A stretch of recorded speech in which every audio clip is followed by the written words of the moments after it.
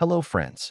So, the internet has once again done what it does best, gone completely bonkers over something strange.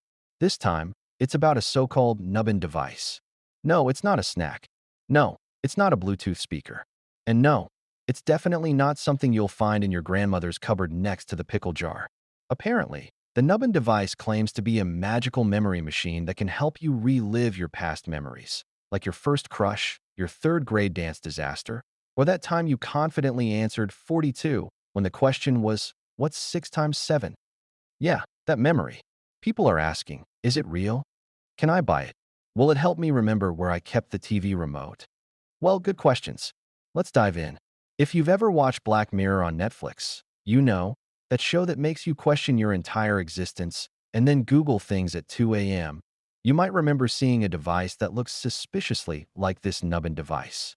You plug it in, press some sci-fi looking buttons, and boom, you're back in 2008 watching yourself make the world's worst hairstyle decision. But now the real question, does the Nubbin device actually exist? Drumroll please. Nope. Nada. Zilch. It's as real as the free iPhone pop-up you ignored yesterday. Sorry to burst the bubble, but the Nubbin device is pure science fiction. It doesn't exist. Not in stores, not on Amazon, not even in the back alley of the internet where you once bought a fake AirPods case for $2. So, if you were planning to buy one and relive your childhood or unlock your lost genius, save your money. Buy some ice cream instead. At least that exists, and it won't mess with your brain. But if you have questions, wild theories, or just want to vent about how amazing or terrifying the idea of the Nubbin device sounds, drop it in the comments. We're here for it.